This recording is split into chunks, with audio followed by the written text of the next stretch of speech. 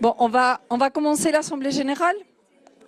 Donc, je vous prie de s'asseoir, d'écouter attentivement. Tout de suite. C'était une blague. Bon, merci déjà d'être resté à l'Assemblée générale. Donc, nous allons commencer par le bilan moral. Dans le programme, il y a un point sur la stratégie, mais on a décidé qu'on va le mettre dans le bilan moral, puisque ça a été aussi un point dont nous avons travaillé au sein du bureau. Donc, on parlera pendant le bilan moral. Donc, voici l'ordre du jour. Je ne vais pas le lister, parce qu'on va en parler de chaque point. Donc, tout d'abord, le fonctionnement du bureau et l'effet que la fédération est devenue une société savante il y a juste 2 ans maintenant. Voici le bureau exécutif, donc présidente Maria Soto, vice-président Thibault Lebouvier, représentant de SEM2R, vice-président Éric Dumas, représentant des consultations mémoire, Virginie Goutte, qui est secrétaire et représentante du corps de psychologues, neuropsychologues.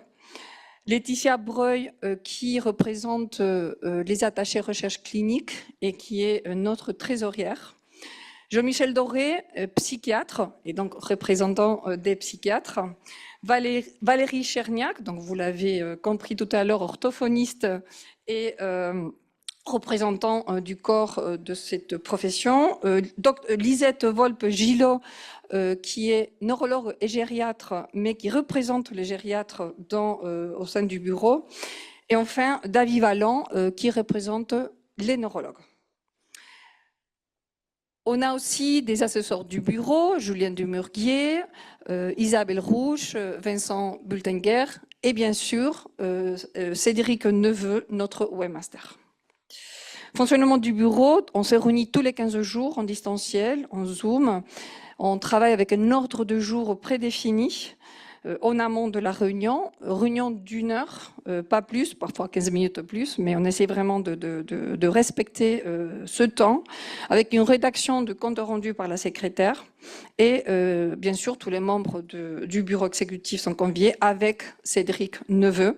Et que, comme je vous ai dit, donc il y a 2 ans, on s'est autoproclamé société savante, parce qu'on cochait toutes les cases. Donc aussi, c'est une fierté pour la fédération. Et une des missions de notre société savante, c'est la diffusion des connaissances. Et donc, on va commencer par tous les travaux de recommandation qui a été élaboré. Donc, je passe la parole à Eric pour la conduite. C'est-à-dire, est-ce qu'on ne voit pas trop bien ? Sur la conduite automobile, je crois qu'il y a juste une slide. En 10 secondes, vous savez, la naissance du groupe de travail a été chaotique. Nous avons été mandatés par la DSR, puis démandatés, puis on s'est autoproclamé groupe de travail. Et nous avons répondu à la première question qui était troubles cognitifs et conduite automobile. Ça a donné lieu à 2 publications, une sur la pertinence de l'échelle de Reisberg en 2023 pour évaluer la capacité à conduire et l'autre sur les recommandations des sociétés savantes en association avec la SFGG, l'ACMF et le Collège de médecine générale. Nous avons rencontré la DSR, Thibault Lebouvier nous a représenté au mois de juin pour une réunion sous l'égide du professeur Régis Gontier, merci. Et nous avons une porte ouverte pour que nos recommandations puissent servir d'application du décret et qu'en tout cas les patients atteints de troubles neurocognitifs légers puissent avoir accès à une évaluation fiable, reproductible de leur capacité à conduire. Nous vous tiendrons informés de l'évolution. Donc, effectivement, il y a une porte ouverte, donc on vous annoncera, mais bon, Eric ne l'a pas dit, mais ça nous a coûté des heures, des réunions, des crises de colère, beaucoup de choses. Donc, en espérant que cette histoire va bien se finir, on est confiant.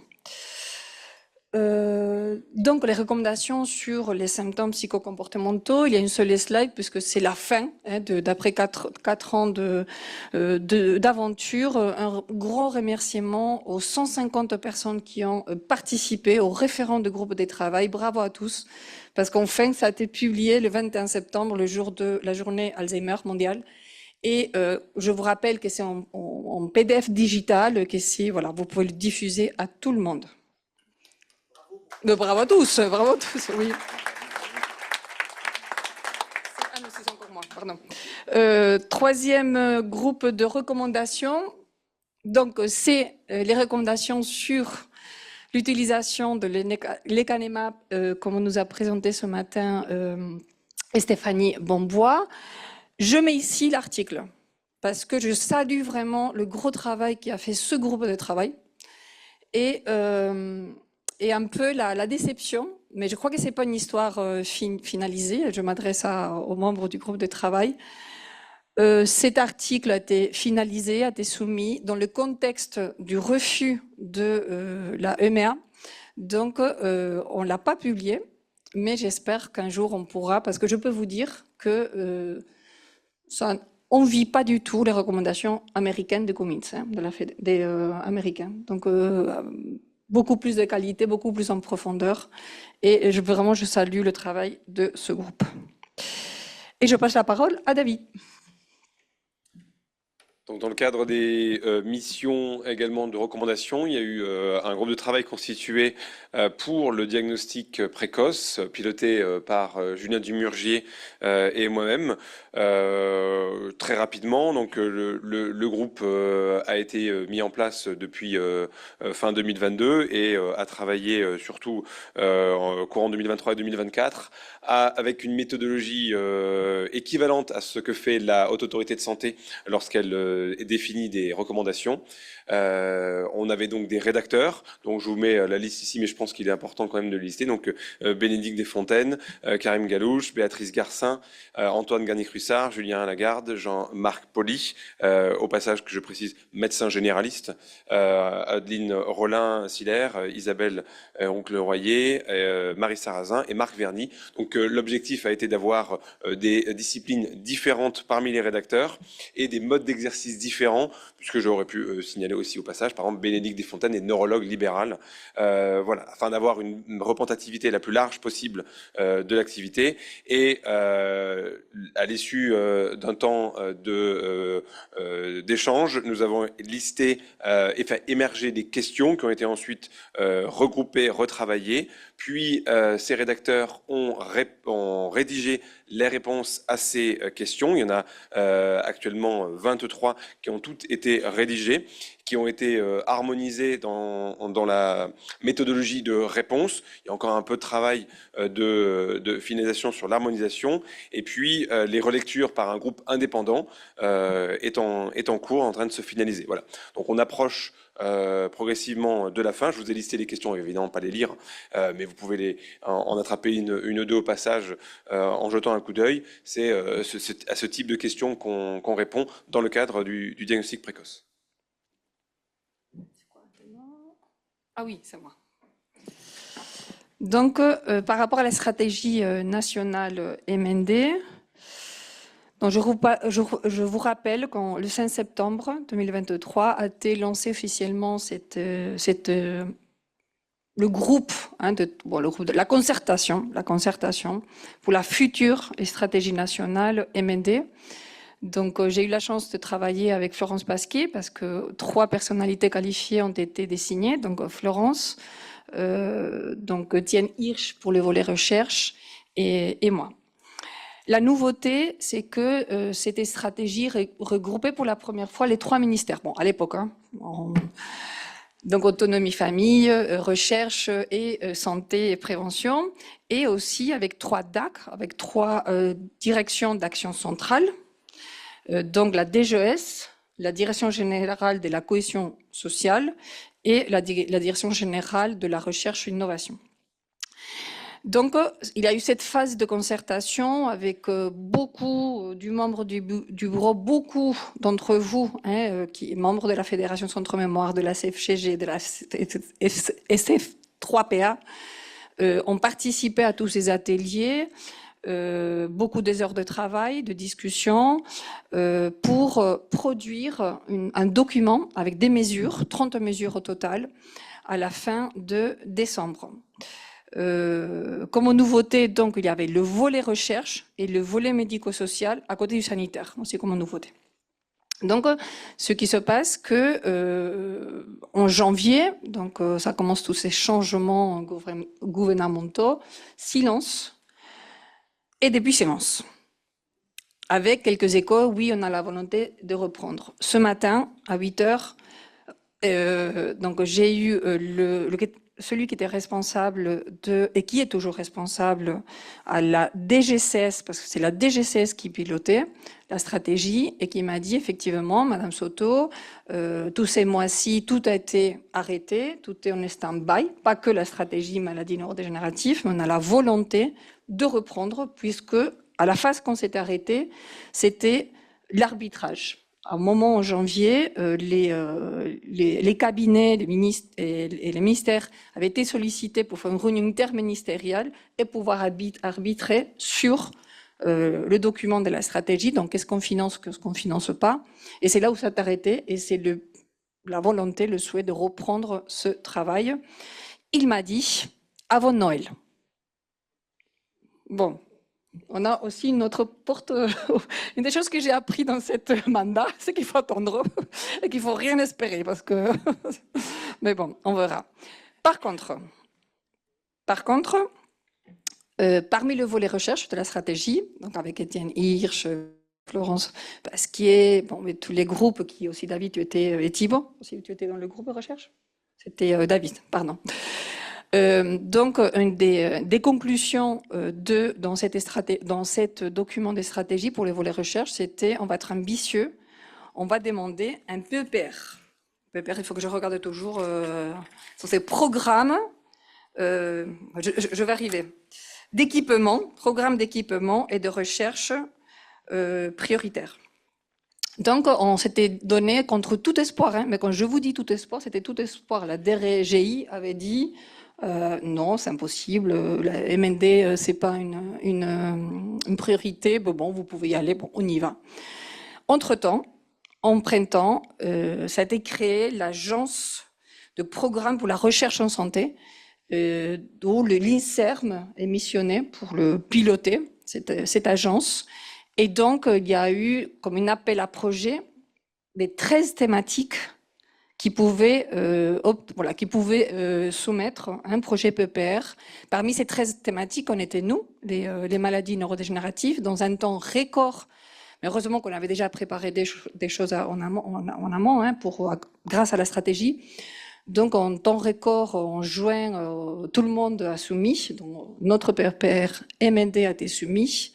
Pendant l'été, il y a eu une évaluation par un comité international, un SAP. Et figurez-vous que parmi ces 13 thématiques, 3 ont été sélectionnées. Et parmi les 3, en première position, notre PEPR, MND. Donc on est tous ravis. Il s'agit d'un financement de 25 millions.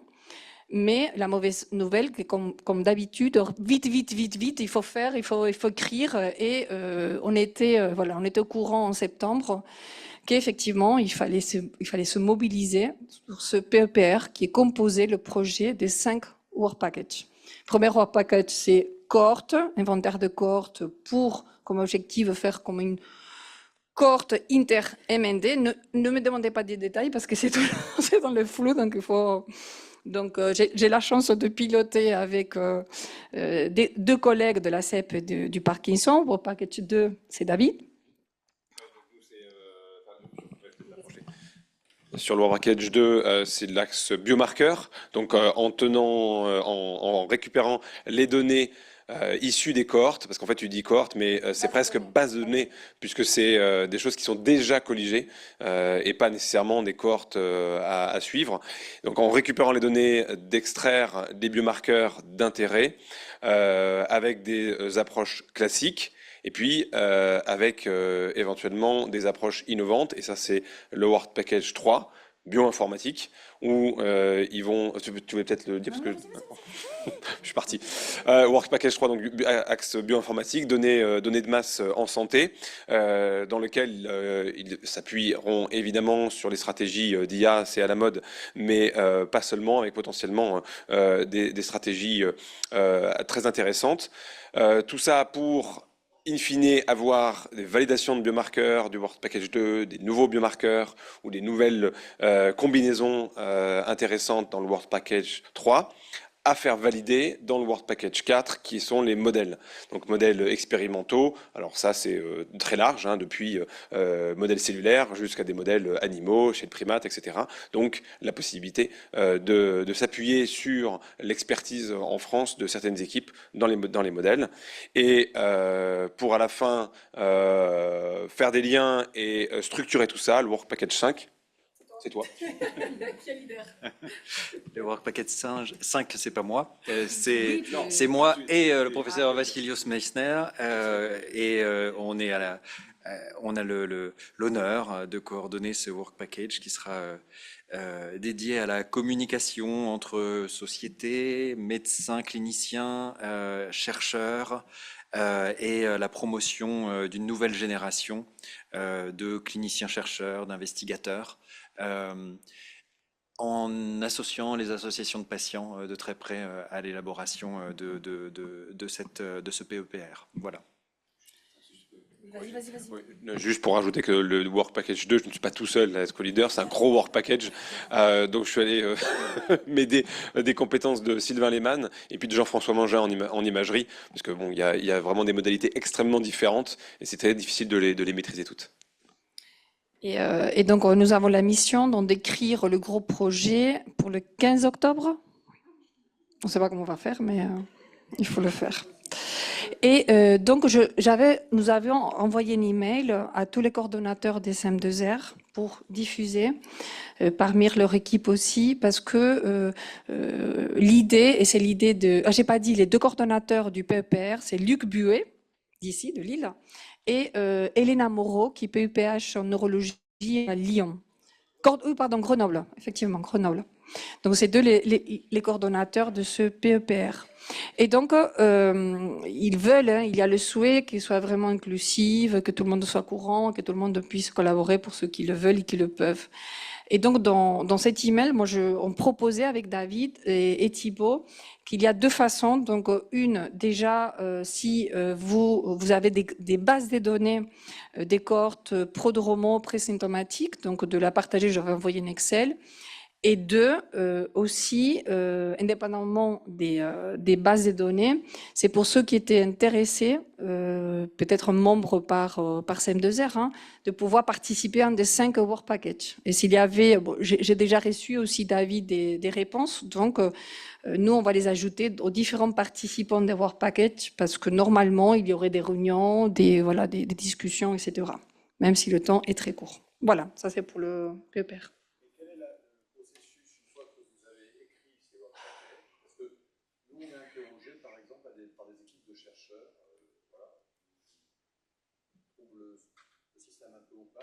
Totalement.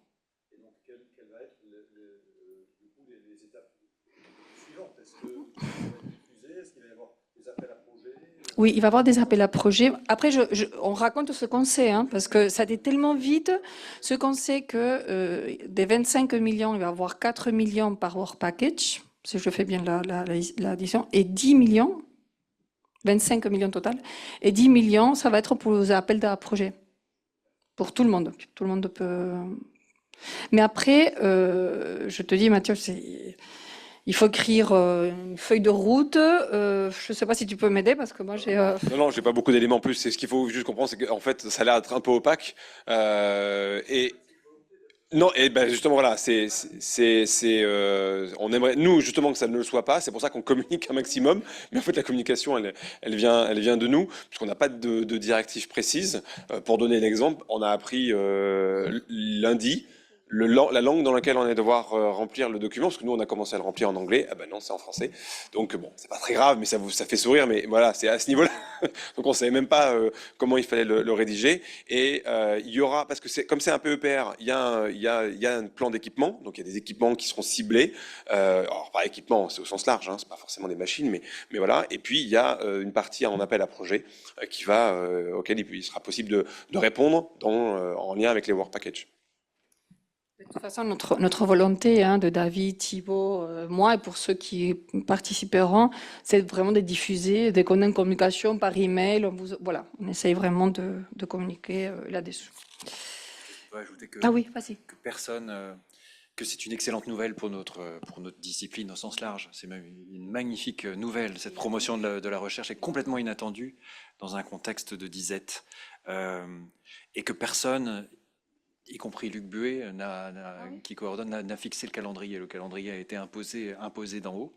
Que cette phase d'écriture où nous sommes, elle est purement formelle en fait. Le PEPR a déjà été validé. Si on ne fait pas de grosses bêtises dans la rédaction, je me tourne vers mes collègues qui tiennent le stylo, il sera validé. Il est déjà validé en fait. C'est un processus, il doit passer par différentes tutelles, mais que le vrai travail débute derrière et que ce sera un travail collaboratif.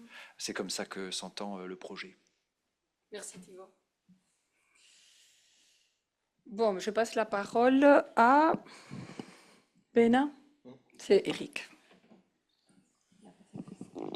Merci Maria. Donc BNA, la Banque nationale Alzheimer, j'invite Julien Dumurgier à nous rejoindre le temps qu'il arrive, juste pour vous dire où nous en étions restés la dernière fois que nous nous sommes vus. La FCM est représentée au niveau de la BNA, autant dans le comité stratégique que dans le comité scientifique. Il y avait eu des groupes de travail organisés l'année dernière pour les nouveaux critères qui nous semblaient importants d'inscrire dans la BNA. Il devait ensuite y avoir une mise en application, et pour l'instant, nous en étions aux essais de la BNA. Et je laisse la parole à Julien. Oui, merci à tous, puisque j'ai eu effectivement l'honneur de reprendre la présidence de la commission scientifique de la BNA suite au départ de Joël Ancry. J'étais très heureux au cours des présentations aujourd'hui de voir qu'un certain nombre de travaux avaient été faits à partir des données de la BNA. Et ça fait vraiment partie des forces de la France, parce que c'est une base unique. On est le seul pays à avoir comme ça une base exhaustive de l'ensemble des consultations mémoire. Donc j'en profite pour vous remercier tous, puisque c'est l'ensemble des consultations mémoire qui remplissent la BNA, avec maintenant plus de 3 millions de patients, et pour vous rappeler qu'elle a aussi une vocation scientifique, bien sûr, et qu'elle est ouverte à tous. Il faut nous écrire ou m'écrire si vous avez des projets et que vous souhaitez exploiter les données. Donc effectivement, la DGOS qui pilote la BNA a financé une évolution de la BNA dont vous avez probablement peut-être entendu parler, qu'on appelle la BNA V2, qui a de multiples ambitions, et notamment celle de pouvoir être interfacée avec le SNDS, qui rendra cette base d'autant plus intéressante sur le plan scientifique, parce qu'elle permettra de définir des trajectoires de patients, d'éviter les doublons de patients qui pourraient être vus dans différentes consultations mémoire. Donc il y a beaucoup d'espoir et beaucoup d'attentes autour de cette BNA V2, et le groupe de travail a beaucoup travaillé dessus pour effectivement à la fois mettre à jour les variables et réfléchir au futur de la BNA. J'en profite pour remercier Nice. Il y a quelques retards qui ont été pris pour des raisons techniques principalement. Alors pour des raisons historiques, le pilotage technique de la BNA a été assuré par le département du service informatique du CHU de Nice, qui, pour des raisons multiples, souhaite se désengager. Donc on est dans une phase où l'hébergement, donc tout le côté technique, doit être repris par un autre acteur qui est en train d'être défini par la DGOS, ce qui explique qu'il y a quelques retards. Initialement, la deuxième version de la BNA aurait dû être produite au deuxième semestre de cette année. Là, on est plutôt sur les bases de premier semestre 2025. Voilà. Mais encore une fois, j'en profite pour vous remercier à nouveau. On sait que c'est un gros effort, mais ça en vaut vraiment le coup. Voilà. Merci à tous.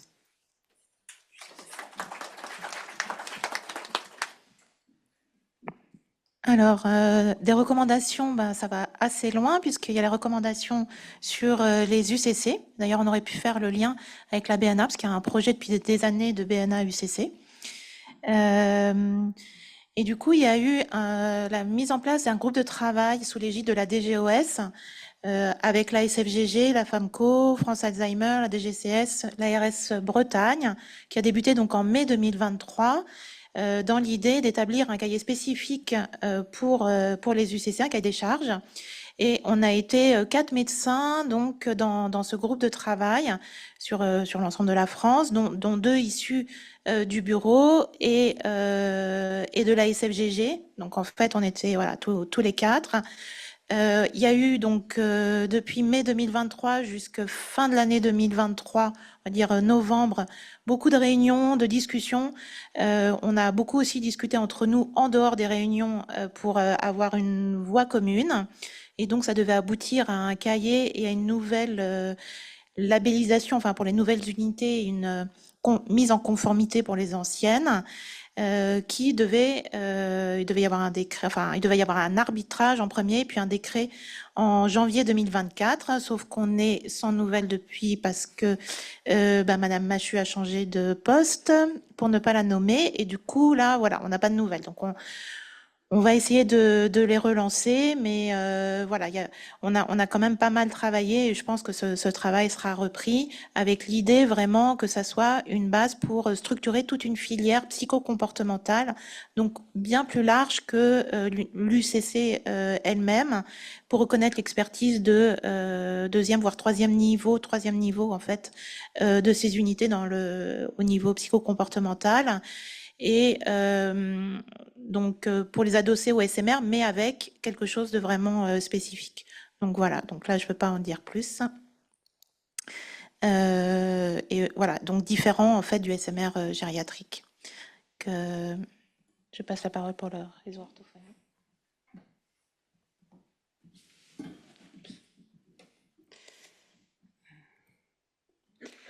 Donc la mission ma mission de 2023, c'était d'élaborer donc après avoir tenté de recruter la totalité des orthophonistes qui interviennent dans les CMRR et dans les centres mémoire. Ça reste toujours en mouvement évidemment, et on essaye de continuer à recruter ces professionnels du langage.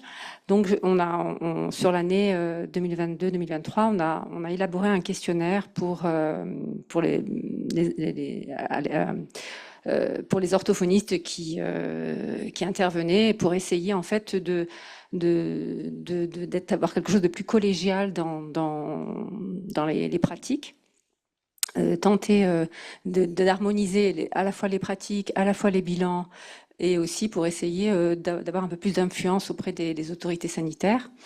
Et donc ce questionnaire a été diffusé auprès de 72 orthophonistes, je crois, et on a à peu près eu la moitié des réponses sur ces 72 orthophonistes qui sont pour la plupart salariés.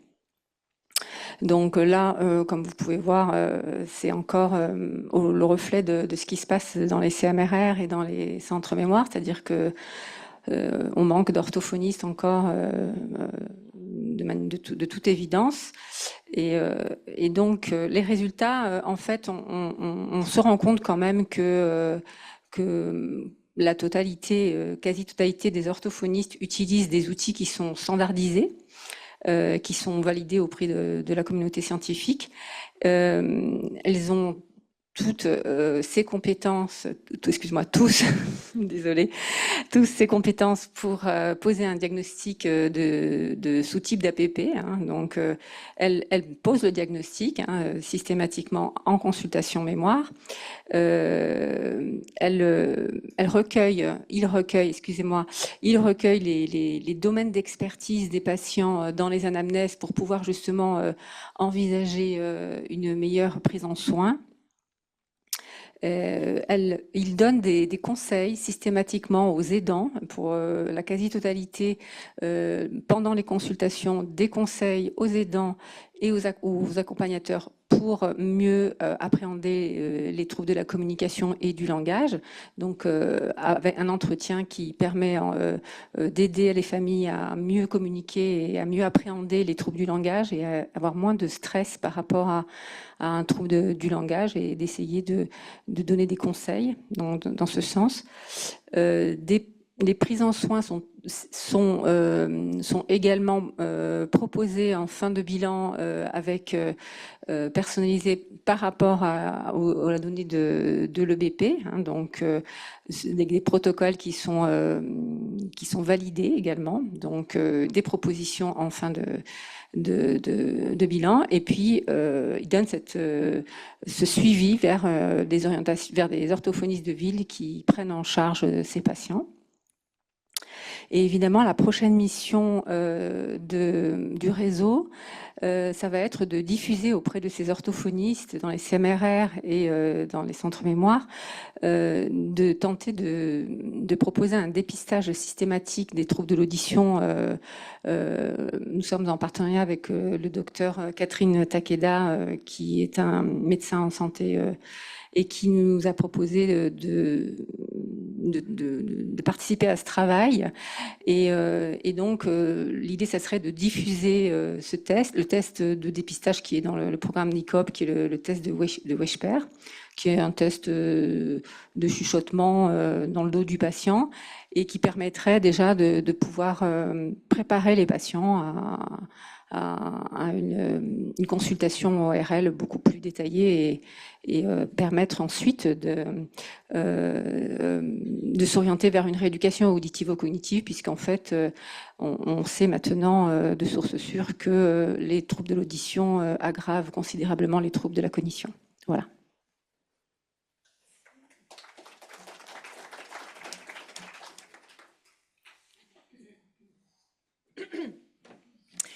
Alors moi, depuis l'année dernière, je travaille encore sur l'annuaire des essais cliniques. Le frein qu'on avait l'année dernière, je ne sais pas si vous en souvenez, c'était d'inciter, on va dire, les laboratoires ou les centres coordonnateurs d'études pharmaceutiques à s'enregistrer, à enregistrer ces études sur l'annuaire.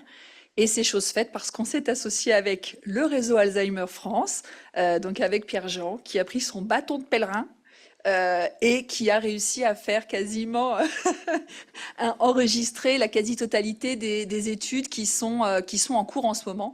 Donc évidemment, là maintenant, la plateforme, elle est ouverte au grand public, aux médecins et à nous-mêmes, parce qu'en vrai, même moi, je l'utilise quand je veux voir les études qui sont en cours un peu partout. Donc allez-y. Demain, vous aurez une présentation bien plus complète de cet annuaire parce que Pierre-Jean va vous la présenter en détail. Et donc, je passe la main. Et je passe la parole à Thibaut pour le DU. Le DU MA2 est notre organe de formation. Je deviens un peu l'historien des consultations mémoire, j'ai l'impression. Hiver 2014, le temps est sombre et pluvieux, les journées se raccourcissent.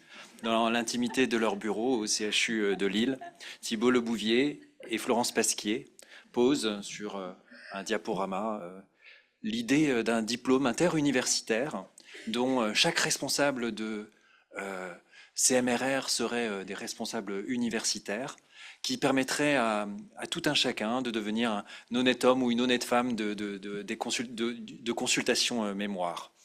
Je crois qu'on a convaincu des généraux de faire la guerre en Irak avec un PowerPoint. Eh bien, en janvier 2015, courageusement, je suis resté en pyjama et c'est Florence Pasquier qui est allée à la réunion de la FCMRR pour présenter ce projet. Et en septembre, le projet a été validé. En septembre 2015, on a accueilli nos premiers étudiants et ça fait maintenant 9 ans que ce DIU MA2, donc l'organe de formation de la FCM, existe. On a formé aujourd'hui près de 300 médecins de consultation mémoire. Une cinquantaine ont rejoint la formation cette année. Le DIU s'est étendu, il offre une palette de formations et notamment des formations plus courtes qu'on appelle les certificats universitaires. On a eu la chance d'être soutenu dès l'origine par la Fondation Alzheimer et la Fondation Vaincre Alzheimer, que je remercie chaleureusement du fond du cœur. Ça n'aurait pas été possible sans eux.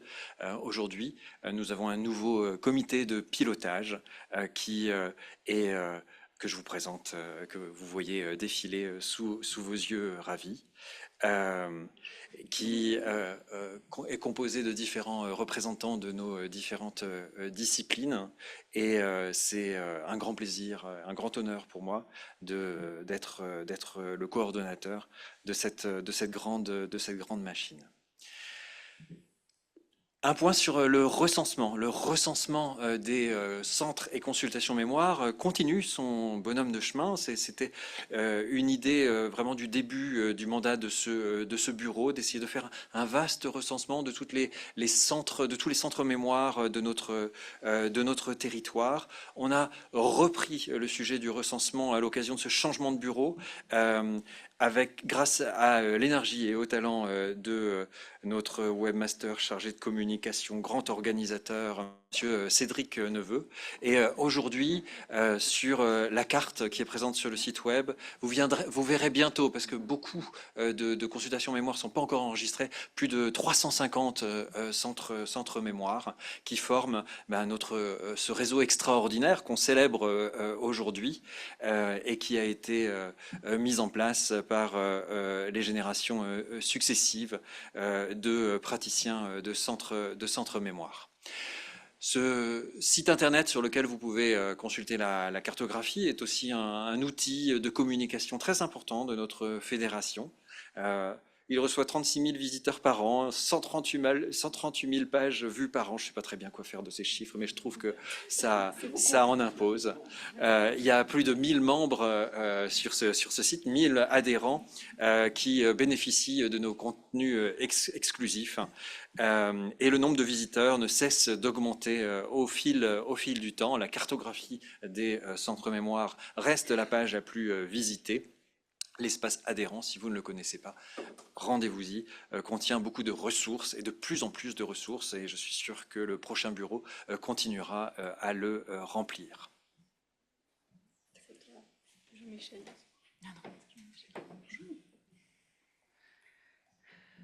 Bon, quant à moi, alors je suis désolé, je découvre la diapositive. Ne le dis pas. Non, mais au cours de ces 4 années, la fédération a participé vraiment à divers congrès. Les JSFCM de Toulouse, les RNC, les RF MASA, les GNLF, le congrès UPAL, SFGG. Et donc on a des liens, établi des liens assez étroits avec les autres sociétés savantes. Je crois qu'il faut vraiment le mettre en avant. La SF3PA, alors je ne sais pas si vous la connaissez tous. Il s'agit de la Société française de psychiatrie de la personne âgée et de psychogériatrie. En tant que psychiatre, je suis vraiment très attentif à la place de la psychiatrie au sein des consultations mémoire. Il me semble qu'on n'a pas suffisamment de psychiatres aujourd'hui. C'est dommage. Il faut vraiment promouvoir les psychiatres au sein de ces consultations parce qu'on a un rôle à jouer avec notre grille de lecture psychiatrique des symptômes comportementaux, mais pas uniquement. On sait que beaucoup de maladies neurodégénératives débutent par des symptômes psychiatriques qui peuvent parfois être source d'erreurs diagnostiques. Les autres collaborations à signaler sont celles avec le Gréco, bien entendu, on en a parlé tout au cours de la journée. Et puis ne pas oublier les associations de famille et les fondations. France Alzheimer, l'association des aidants et de maladies à cordes Lévy, France DFT et du côté des fondations, Vaincre Alzheimer, Fondation Alzheimer, la Fondation Médéric Alzheimer. Puis peut-être un dernier point qu'on n'a pas évoqué, c'est cette idée de créer une FST. Et donc, en tant que société savante, Notre objectif est aussi d'aider à influencer les prises de décision, notamment au niveau académique et de formation. Vous savez qu'avec la réforme de l'internat, dans chaque DES, dans chaque spécialité, il y a possibilité de surspécialiser à travers une option, mais également de pouvoir se former dans des spécialités dites transversales qui s'appellent les FST, les formations spécifiques transversales. Et nous souhaiterions justement créer ou faire créer une FST consacrée aux troubles, ou plutôt au neurocomportement, qui inclurait à la fois la gériatrie, la neurologie et si possible également la psychiatrie, afin vraiment de pouvoir offrir une approche multidisciplinaire à nos patients. Merci. Il y a un dernier point. Peut-être je le dis aussi, on l'a mis dans cette diapo, mais aussi la fédération a quand même soutenu la démarche pour défendre l'autorisation auprès de la EMA pour le lecanemab. Et donc, nous avons fait une lettre de soutien en collaboration avec la SF3PA et la SFGG, et aussi sous le pilotage du EADC au niveau européen. Aussi, on s'associe à la signature de cette lettre, que je crois, Pierre-Jean, qui est déjà parti, ou Mathieu, je crois que l'EADC a déjà... De même, donc de même part, et c'est vrai que ça a été un grand boulot parce que beaucoup de sociétés savantes de toute l'Europe, de toutes les spécialités, ont signé cette lettre. Et donc c'est Laetitia. En ma qualité de trésorière, je vous fais le bilan financier de l'année 2023-2024 qui tient en une petite diapositive. On était riche de 27 521 € et 4 centimes au 30 novembre 2023, c'est-à-dire juste avant l'Assemblée générale des USPALS de 2023. Et vous pouvez voir que au 30 septembre 2024, nous sommes encore riches, un peu moins, mais nous sommes encore riches de 16 623,98 €. Ces comptes, évidemment, ne sont pas définitifs puisque ces journées ne sont pas terminées, que j'ai encore plein de factures, que j'ai encore plein de recettes. Donc, j'ai fait un petit peu le prévisionnel pour ces journées scientifiques et on devrait avoir un léger excédent. Et on est bien content d'avoir ça. N'hésitez pas à donner quand même de l'argent. Vous savez qu'il n'y a pas d'inscription. Donc, si vous voulez faire des dons quand même, c'est toujours bienvenu. Et on laisse l'association dans une situation tout à fait saine. Alors, c'est pas grâce à moi, mais il va falloir voter. Donc, on va faire plutôt dans le sens contraire. Est-ce qu'il y a des personnes qui votent contre ? Est-ce qu'il y a des personnes qui s'abstiennent? Contre tout? Contre le bilan moral? Contre le bilan financier? Voilà, donc on va dire que à l'unanimité, le bilan moral et le bilan financier sont validés. Merci à tous.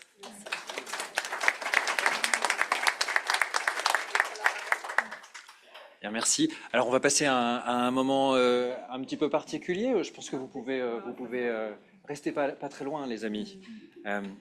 Et ce moment est celui, c'est inédit, c'est celui du prix attribué par la Fédération des Centres Mémoire. On verra si le prochain bureau reprend cette initiative, mais nous avons décidé cette année d'attribuer un prix de la Fédération des Centres Mémoire. Et pour le remettre, nous avons, Maria et moi, l'immense honneur d'accueillir le professeur Jean-François Dartigues, professeur de santé publique dans cette belle université de Bordeaux, ex-responsable du CMRR de Bordeaux, neurologue. Vous le connaissez en sa qualité d'investigateur principal de ces célébrissimes cohortes PACWID et des trois cités qui nous ont tant apporté. Grand plaisir de vous avoir parmi nous, Jean-François, ce soir. Merci. C'est pas le prix, hein. Merci Thibault, merci Maria. Oui, je suis très heureux de venir ce soir, 7 ans après. 7 ans après, je rechausse les crampons, pas ceux des Girondins de Bordeaux, bien sûr, parce qu'ils sont dans un état un peu difficile, un peu à cause des Lillois d'ailleurs, parce que notre président actuel des Girondins, l'ancien président de Lille, il a mieux réussi à Lille, qu'à Bordeaux. Non, c'est les crampons de l'UBB, hein, le rugby. Bon, même si Toulouse nous a fait mal l'année dernière. Oui, donc je rechausse les crampons pour un match de gala, finalement, ce soir, comme font les anciens sportifs. Et puis, je vais avoir la joie donc de remettre ce prix à celle qui mérite, ou celui qui méritera de gagner. Bon, je crois qu'on va arrêter là le doute. Je vais parler un peu de la personne qui va avoir ce prix, que j'ai connu depuis le début. Nous avons fait toutes les batailles ensemble pour la maladie d'Alzheimer. Au début, on a gagné, c'était à la fin du siècle dernier. La première bataille, c'est-à-dire notre arcole finalement, ça a été la mise sur le marché des médicaments. Et c'est pour ça que je vous dis, il y aurait une mise sur le marché des immunothérapies. Je vous garantis que la maladie d'Alzheimer deviendrait une priorité à nouveau, et les démences aussi, si les médicaments étaient sur le marché. Mais ça, évidemment, on ne peut pas trop le dire, mais c'est pourtant la réalité. Et ce qui a propulsé la maladie d'Alzheimer au début du XXe siècle, c'est la mise sur le marché de traitements. Même si ces traitements n'étaient pas extraordinaires en efficacité, ils ont été jugés à l'époque comme justifiant la mise sur le marché des médicaments, et c'était finalement notre arcole. Et à ce moment-là, un peu comme Bonaparte en Italie, on a fait des bêtises. On a fait des bêtises Bonaparte en Italie a fait des bêtises certainement sur Venise, par exemple, cédant Venise aux Autrichiens. Et ben nous, on a dit les médecins généralistes sont pas capables de faire la première prescription de ces médicaments. En tout cas, c'était l'idée qu'il y avait. Bon, honnêtement, je n'étais pas tout à fait d'accord avec cette position parce que j'ai une fibre santé publique un peu, et donc je me suis dit, je crois qu'on fait une erreur, et on a fait cette erreur. C'était une erreur énorme, ne pas donner la première prescription aux médecins généralistes, tout simplement par la peur qu'il y ait un nombre de malades traités considérable. C'était pas justifié parce que ce n'aurait pas été le cas. Et donc, avec Florence, qui va donc avoir ce prix cette année, je crois qu'on ne va pas en dire plus, hein. Nous avons, à partir de là, continué à progresser ensemble, et ce qui a été tout à fait déterminant, c'est justement l'analyse qu'on a faite vis-à-vis des médecins généralistes, c'est-à-dire que il y avait un paradoxe avec la maladie d'Alzheimer. La maladie d'Alzheimer est une maladie de médecine générale, bien sûr, à cause de sa fréquence, tout simplement, de la plainte des gens. C'est une maladie de médecine générale. Mais c'est une maladie de médecine générale, mais il faut bien le dire, que n'aiment pas les médecins généralistes, parce que faire un diagnostic en un quart d'heure, c'est absolument pas possible.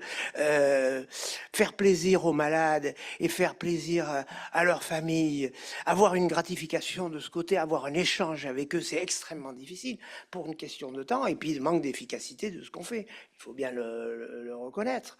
Et donc, la maladie, on disait que la maladie faisait partie des 4 maladies que ne peuvent pas supporter les médecins traitants, enfin n'aiment pas, c'est l'alcoolisme, parce que c'est très difficile à prendre en charge, et puis c'est désespérant, les gens n'écoutent pas ce qu'on dit. Le diabète, pourtant il y a des traitements, mais ça dure tellement longtemps que également c'est désespérant.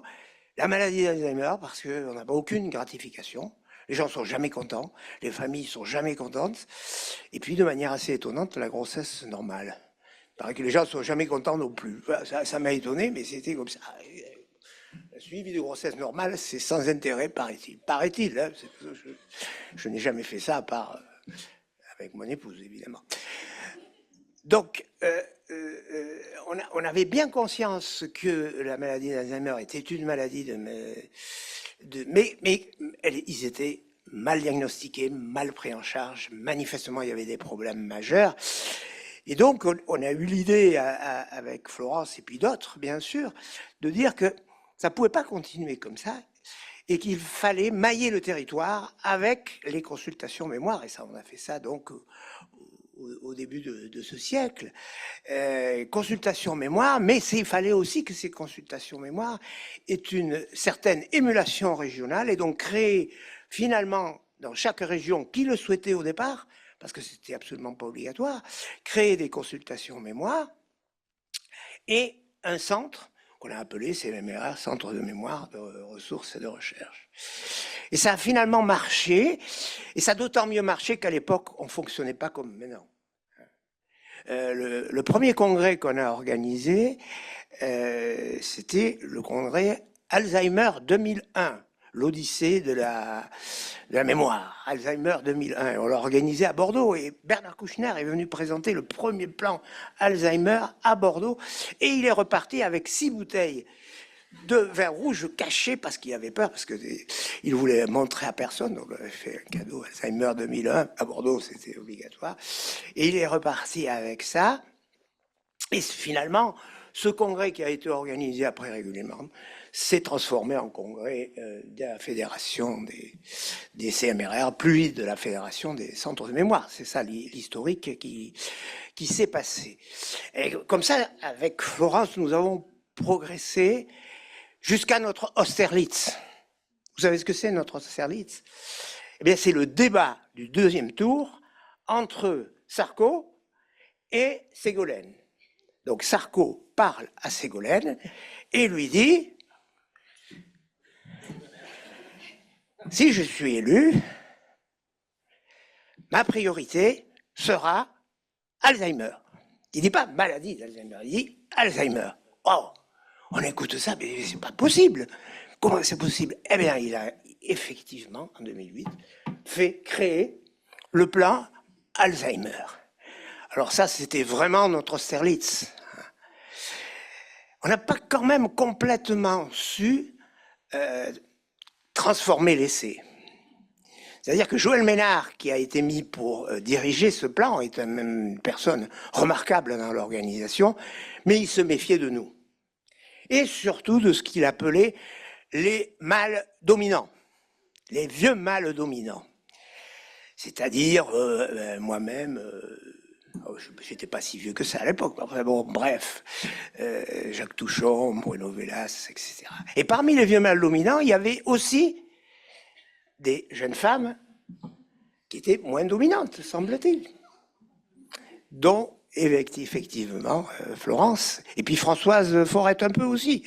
Enfin, vous étiez quand même sacrément en minorité, alors que maintenant, c'est plutôt l'inverse, non, d'après ce que je vois. Bref. Et donc, pour contrôler le dominant, le ministère a choisi de mettre Joël Ménard, directeur, qui a très bien managé la chose, mais pas vraiment au profit des centres mémoire, il faut bien le dire. On a bénéficié de ça, bien sûr, parce qu'il y a eu cette manne financière, mais on a relativement pas su complètement gérer ces potentialités financières inédites pour l'époque, qui représentent à peu près 10 fois plus que ce que vous allez avoir avec les bénéfices, enfin les plans successifs sur les maladies neurodégénératives. Rien que pour la maladie d'Alzheimer, nous avions 10 fois plus d'argent à cette époque-là. C'était il y a 20 ans, quoi. Enfin en 2008, il y a moins de 18 ans. Et donc c'était pour nous, pendant 4 ans, moi, j'étais responsable essentiellement à la fois de la formation et d'une partie de l'épidémiologie, de la formation à la lecture critique d'articles. Ça, c'était vraiment bien. Et Florence, tu étais responsable des maladies jeunes, essentiellement. C'était ça, des centres des maladies jeunes et la mise en place de centres des maladies jeunes. Il y avait 40 responsables et on se retrouvait tous les, pas, j'allais dire toutes les semaines, non, tous les mois, à l'Élysée. Et donc, j'ai malheureusement pas la photo là, mais je suis pris avec mon béret à l'Élysée parce qu'il faisait froid, même l'hiver, il nous faisait venir devant le perron de l'Élysée où nous allions discuter avec Philippe aussi à Monguel, parmi les responsables, nous allions discuter de ce plan Alzheimer. Et pendant 4 ans, on a eu l'impression vraiment qu'on pouvait faire progresser la prise en charge de la maladie parce qu'on était au cœur du réacteur, c'était à l'Élysée, c'était Sarko qui venait de temps en temps, 2 fois par an, c'était Sarko lui-même qui venait faire le point. Et je vous garantis que ça ne posait pas la coordination entre toutes les structure que vous nous avez montrée, ben ça marchait parce qu'il demandait des comptes. Et il fallait que les gens répondent. Donc pendant 4 ans, ça a été super. Bon, le problème, c'est que Sarko a été battu et que le plan Alzheimer, coûtait certainement trop cher d'après ce qui était imaginé et qu'on a remplacé ça par un plan maladie neurodégénérative qui marche bien, qui est assez cohérent par certains côtés, mais qui a 10 fois moins de financement. Donc c'est sûr que ceci est tombé en étude. Et puis nous avons eu notre Waterloo, Florence, c'est-à-dire le fait que les médicaments ne soient plus sur le marché en 2018. Ça, pour moi, c'est un Waterloo complet, parce qu'à partir du moment où il n'y a plus de remboursement, eh bien, vous pouvez être sûr qu'à partir du moment où il n'y a plus de problème d'argent, les gens se désintéressent complètement du problème. Enfin, peut-être pas complètement. C'est pour ça que je pense que obtenir que l'immunothérapie soit remboursée, malgré tous les problèmes qu'il a, c'est quelque chose d'absolument crucial à avoir. Et donc, on a fait toutes les batailles, Florence. Et c'était très agréable de t'avoir, parce que ne discuter qu'avec Touchon, Dubois, ils sont sympas, mais ils sont pas là surtout, donc on peut le dire. Mais hélas, mais au moins avec toi. Ils sont tous connectés. Voilà. Bref, ça a été pour cette partie de ma vie, et je l'ai trouvé formidable. Bon, et puis après Waterloo, moi je suis parti, hein, c'était fini. Hein.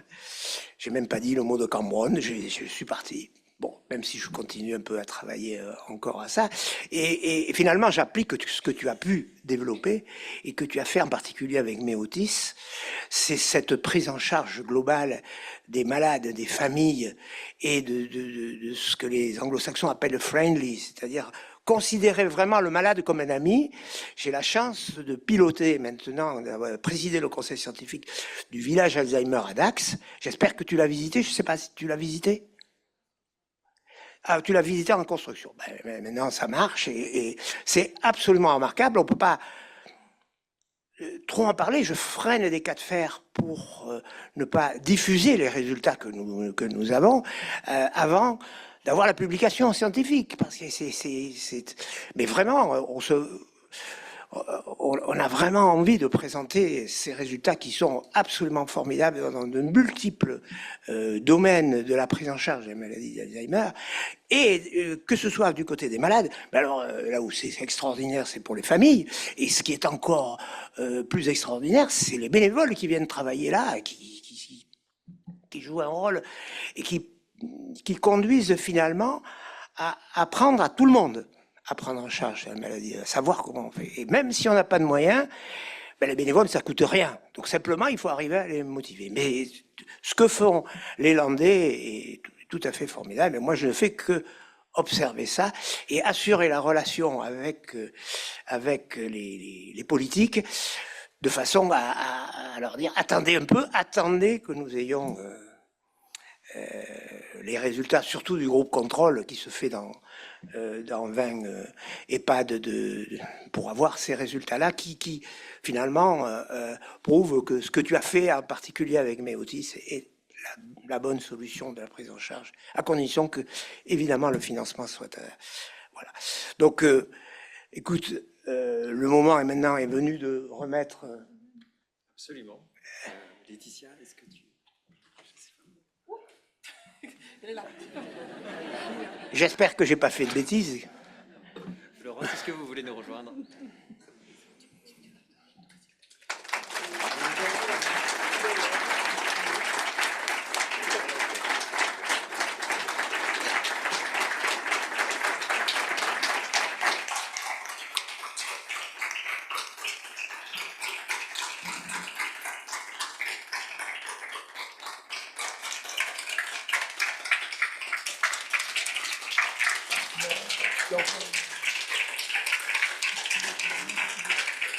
Au nom de la Fédération des centres mémoire, je te remets ce trophée, le premier trophée donc du prix de la Fédération des centres mémoire pour l'année 2024. Magnifique. Félicitations.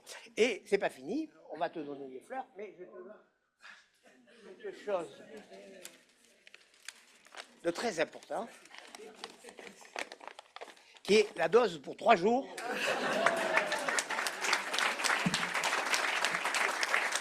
De ma production. Ah oui, c'est ma propre production Magnifique alors. de vin de Médoc. Voilà. Merci infiniment. Je suis extrêmement touchée. Vraiment extrêmement touchée. D'abord, je voulais dire que je suis absolument d'accord avec ton analyse du début jusqu'à la fin. J'avais pas un vocabulaire aussi guerrier, mais mais c'est vrai qu'on a fait quand même beaucoup de choses, c'est certain. On regrette de ne pas avoir fait plus, mais en même temps, il y a un temps pour tout. Et ça tombe à un moment où je vais un petit peu m'éloigner, je vais bientôt prendre ma retraite et je penserai bien fort à vous. En tout cas, merci beaucoup. Encore une fois, je voudrais aussi remercier particulièrement Thibaut, qui va me succéder, bien sûr, et qui me succède déjà. J'ai tellement confiance en lui, je pense que tout va bien se passer et c'est pour moi extrêmement rassurant. J'ai eu beaucoup de plaisir à travailler avec vous, surtout qu'on ne se voit pas souvent, donc on se fâche jamais. Mais on se voit quand même régulièrement et c'est stimulant. On voit que les gens ont besoin de se retrouver, de partager, et c'est vraiment très important. Voilà. Parce que...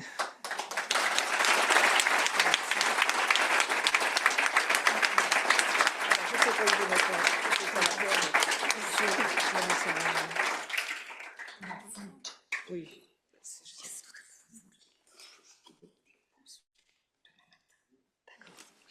Si vous voulez, si vous voulez. Très bien. Vous êtes Bon. Merci Jean-François, merci infiniment. Restez pas trop loin, peut-être vous reviendrez, on verra. C'est pas tout ça. Merci Jean-François, merci Florence, merci à tous. C'est pas tout ça, mais on a un anniversaire à fêter, l'anniversaire des 20 ans de la Fédération des Centres Mémoire, autrefois Fédération des Centres Mémoire de Ressources et de Recherche, mais depuis 2017, Fédération des Centres Mémoire. Et j'ai le plaisir d'accueillir sur scène, j'espère qu'ils accepteront tous de venir, notre président de la Fédération des CMRR de 2010 à 2012, Philippe Robert. Vous pouvez l'applaudir.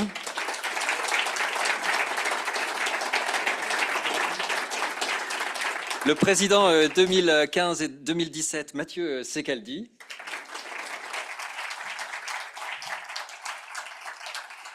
Et notre président de 2017 à 2020, Monsieur Pierre Crolac-Salmon.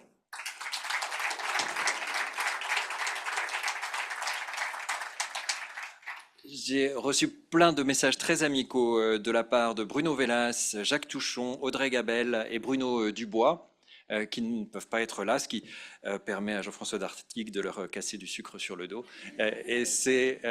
Mais qui pensent à nous et nous pensons à eux en retour. Alors, messieurs, est-ce que vous pouvez nous dire en quelques mots votre expérience de la présidence de la fédération des CMRR, futur FCM? Qu'est-ce que vous pouvez nous dire, peut-être en commençant par vous, Monsieur Robert, puisque vous étiez le premier? Il faut commencer par le plus ancien. Merci en tout cas pour cette initiative que je trouve vraiment très, très bien. Alors d'abord un mot pour Florence, parce que moi aussi je me rappelle des choses qu'on a vécues ensemble. J'étais fasciné parce qu'il y avait les deux Florence. Il y avait Florence Pasquier, puis il y avait Florence Lebert. Je me disais, mais alors cette Florence Pasquier, elle s'acoquine avec un psychiatre. Et je trouvais que c'était très très bien. Surtout que, comme l'a évoqué Jean-François Dartic, je me rappelais plus, c'est vrai, Kouchner, 2001, moi aussi j'ai eu la bouteille, et je me rappelle encore Kouchner qui disait, parce que j'avais posé une question, et qu'est-ce que vous allez faire des psychiatres dans ce... Ah, les psychiatres, c'était très bizarre.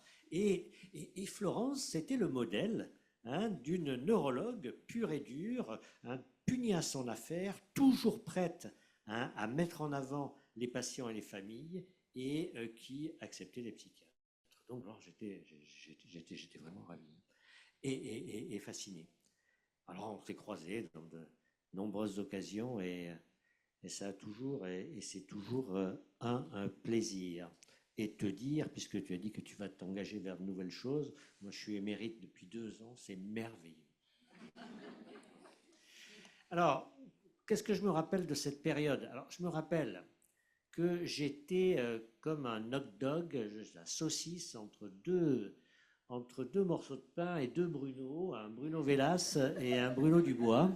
Hein, Bruno Vélas qui n'a pas pu venir, Maria, il s'est excusé au dernier moment, mais c'est vrai qu'il avait des choses à faire. Et Bruno Dubois qui revenait là d'une présentation et qui ne pouvait pas être là. Oui. Donc j'étais entre ces deux-là, c'est-à-dire entre le gériatre et le neurologue.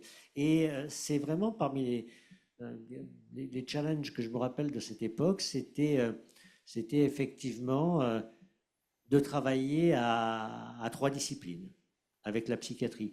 Pas pour mettre en avant la psychiatrie, mais pour mettre en avant les symptômes neuropsychiatriques qui ont eu divers noms et qui sont vaillamment repris par Maria et puis toutes les équipes. Et ça, c'est vraiment quelque chose de très positif. C'est que les symptômes neuropsychiatriques n'appartiennent plus aux psychiatres. Ils sont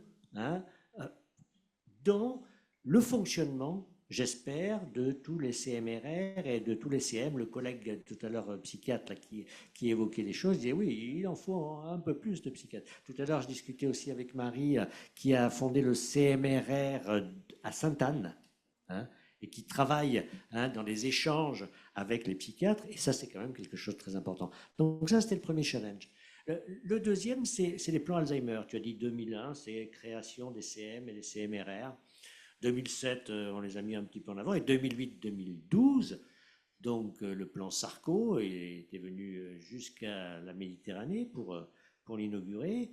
Et je crois que pour les CMRR, ça a été un moment où il s'agissait de mettre en action ce pourquoi les CMRR étaient en particulier faits, c'est-à-dire la recherche clinique. La recherche qui va directement aux patients et qui va directement aux familles et qui est très importante, sans négliger la recherche fondamentale, mais la recherche clinique, c'est quelque chose qui est important et dont on doit être fier dans les CMRR et dans les CM. Et puis le troisième challenge, c'était peut-être sûrement de faire au niveau régional, au niveau local, le lien, le réseau entre CMRR et CM, ce qui préfigure un petit peu ce que tu as lancé par la suite et on y a travaillé. Donc ça, c'est un peu voilà, les challenges qu'on avait, les souvenirs. Bon, il faut garder les positifs, les souvenirs, c'est les rencontres et les échanges entre nous, professionnels des centres mémoire, et puis des gens de l'extérieur. Alors, il n'y a pas grand-chose, mais oui, c'est Joël Ménard, très bien, que de bons souvenirs. Cécile Ballandier, que de bons souvenirs. Donc ça, c'est les souvenirs, je ne vais pas vous passer la soirée à les raconter. Et peut-être le plus important, c'est, quelles sont les leçons pour Maria, pour Thibaut, qu'est-ce qu'on peut dire qu'est-ce que je peux dire de cette époque-là? Moi, je dirais que la première des choses, c'est que vous mainteniez, comme vous l'avez fait, c'était vraiment très, très, très bien vos présentations, ce lien entre les 3 disciplines. Parce que c'est une des caractéristiques des centres mémoire d'être interdisciplinaires, des CM aussi, et il faut vraiment le garder, ça. Le deuxième, c'est même si la maladie d'Alzheimer n'est plus sous le scope des médias, c'est se dire qu'il faut laisser la porte ouverte un petit peu à tout ce qui est les innovations. Et alors, il y en a, c'était tout à l'heure, c'est David, c'est ça, qui parlait de l'intelligence artificielle, de tout ce qui est des technologies. Il faut rester ouvert sur tout ce qui peut être des outils utiles pour notre relation avec le patient. Puis encore une autre, bien sûr, c'est la relation humaine. Alors, la relation humaine, plus on vieillit, je ne sais pas si c'est seulement à moi que ça arrive, mais alors il y a une importance de la mémoire inhibitrice qui m'empêche de me rappeler les mauvais souvenirs, les compétitions entre collègues, les luttes de pouvoir. Et je me rappelle que les bons souvenirs. Et alors, ce qu'il y a d'étonnant, c'est que ça, il faut le mettre j'ai de la chance. Eh oui, oui. Mais je vais te donner des leçons, j'ai quelques médicaments. Hein. Oui, et ça, la relation humaine, je crois qu'il faut, entre nous, hein, entre professionnels de ces différents centres, Centre Mémoire et CMRR, et surtout depuis que vous avez créé cette fédération, qui est vraiment encore, c'est beaucoup mieux que la fédération des CMRR, il faut que ça soit au premier plan, parce que c'est quelque chose qui a une répercussion aussi directe, je pense, sur les patients et sur les familles. Voilà, peut-être dernière chose, puisqu'on est à l'époque des souvenirs, là, la semaine prochaine, je vois Maïtran dans l'amphi, donc on fête à Nice les 50 ans du département d'orthophonie, hein, auquel j'ai participé. Alors à cette occasion, j'ai interviewé des anciens collègues et mon maître, hein, le professeur Guy Darcourt, qui a maintenant 95 ans, et je lui ai fait raconter un peu comment ça se passait en 1974 et tout. Et alors, il a terminé avec cette phrase qui était merveilleuse. Il dit, mais alors, ce que je me rappelle le plus, c'est que à l'époque, tout était facile. On organisait les choses d'une manière très facile. Et alors, en venant ici, je me disais, est-ce que je peux dire la même chose? Ben non. Je dis que entre 2010 et 2012, tout était aussi difficile que maintenant. Quand je vous ai écouté, quand je vous ai écouté tout à l'heure et toute les batailles que vous faites, eh ben bravo. Et il faut qu'il y ait votre jeunesse et votre force pour continuer et pour continuer à rester motivé, quoi qu'il en soit. Et comme dirait l'autre, quoi qu'il en coûte. Merci.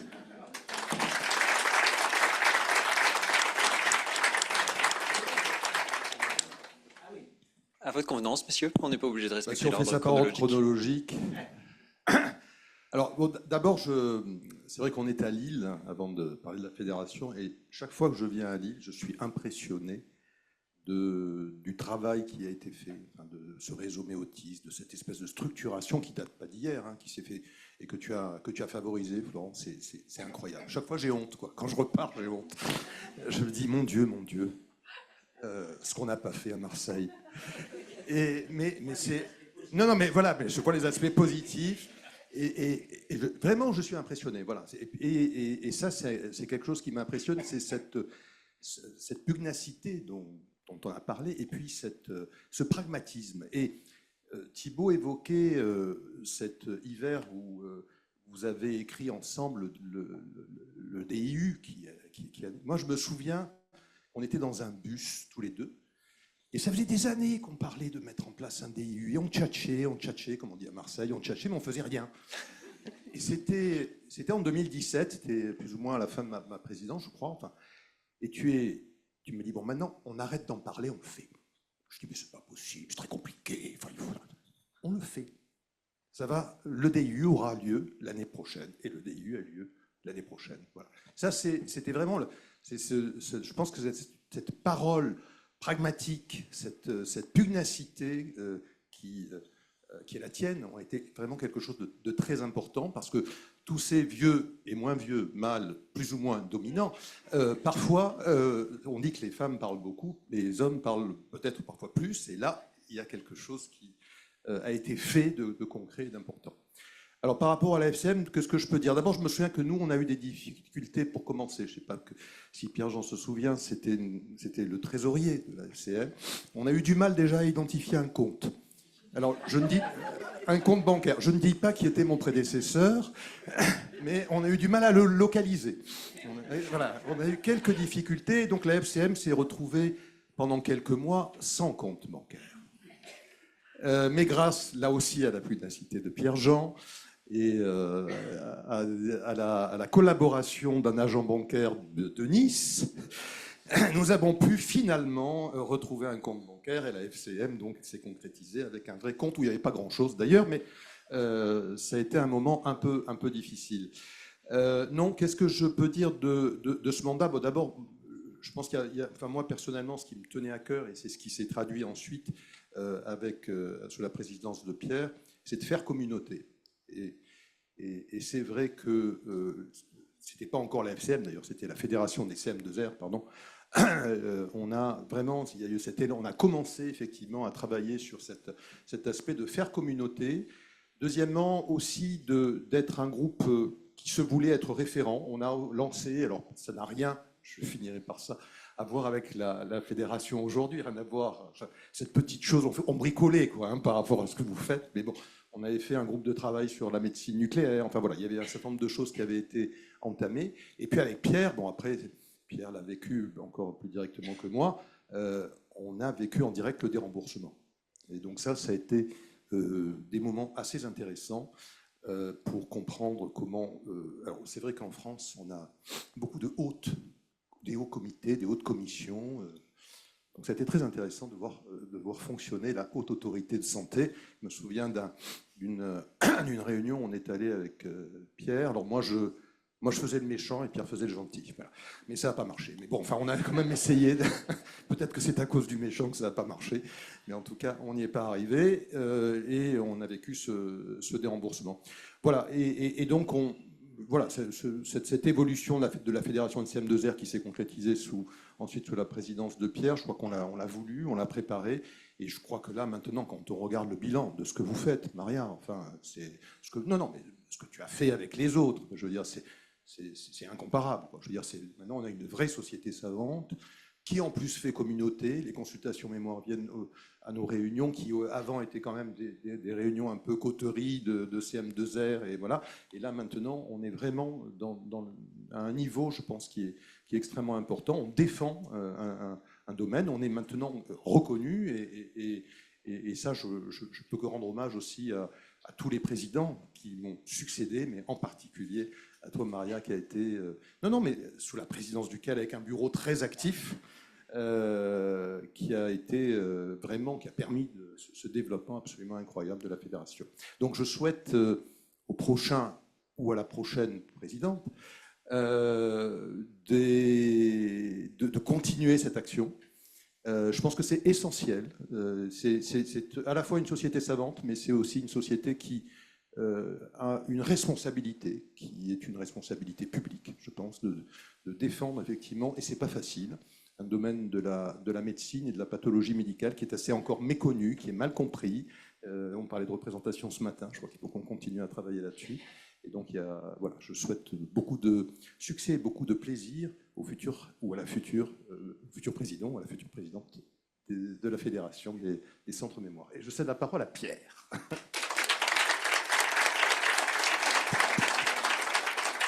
Merci Mathieu, bonsoir à toutes et à tous.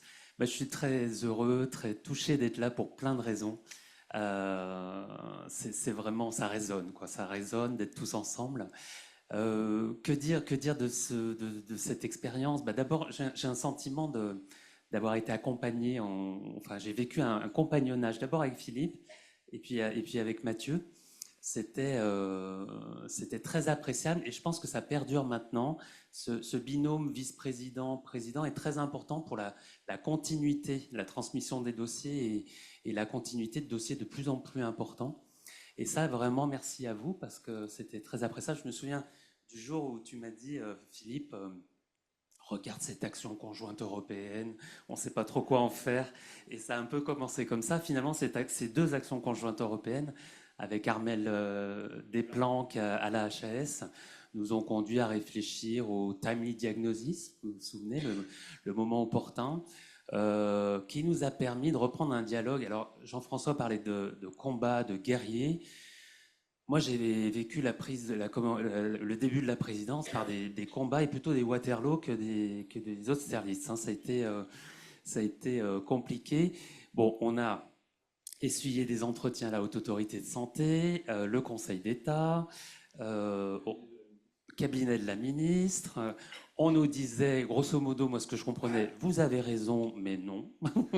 C'était un peu ça. Donc ça s'était perdu. Ensuite, un autre combat, la reprise du dialogue avec la médecine générale.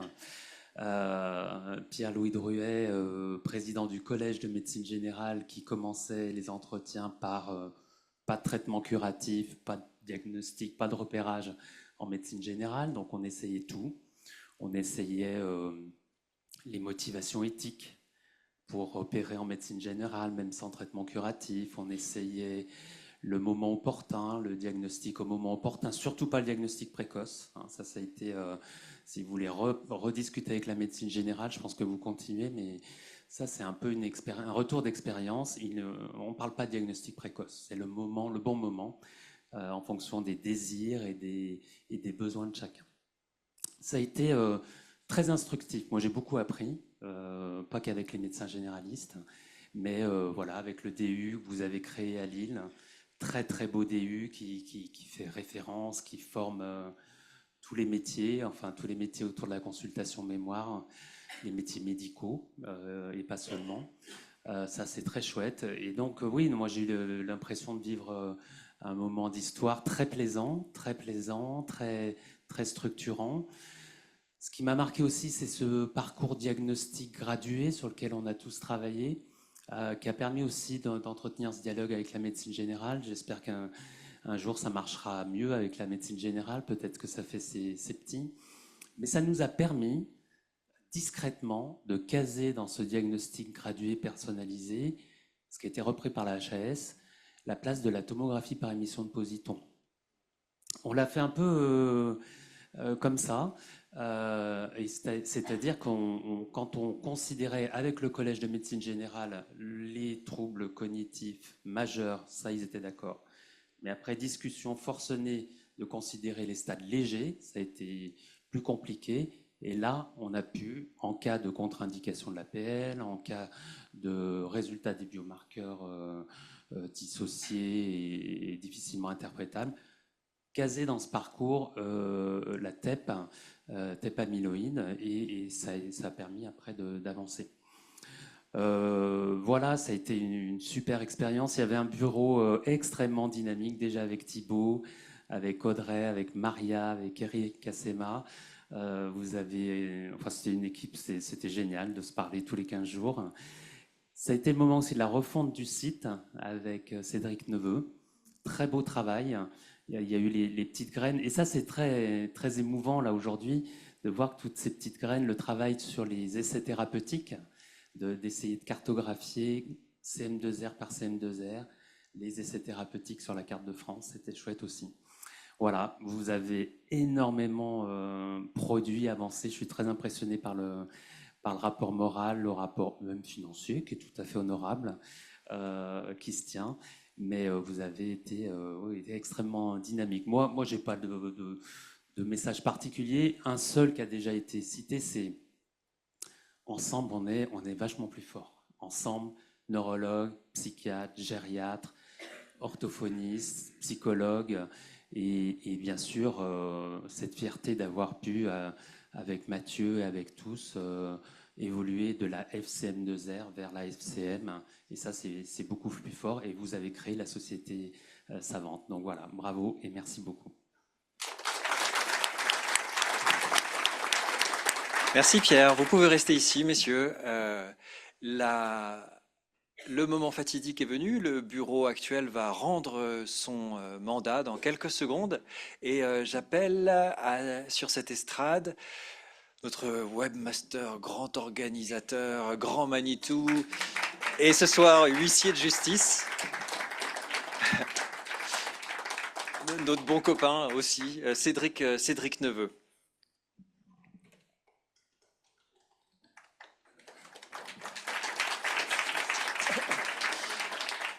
Bonsoir à toutes et à tous. Donc, le temps d'enfiler mon costume d'huissier de justice.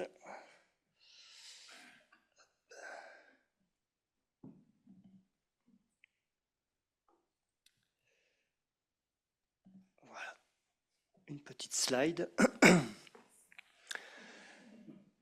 Donc, nous avons procédé à un vote électronique qui a eu lieu donc, du 30 septembre à ce lundi, 7 octobre. Nous avons invité 547 membres actifs à voter.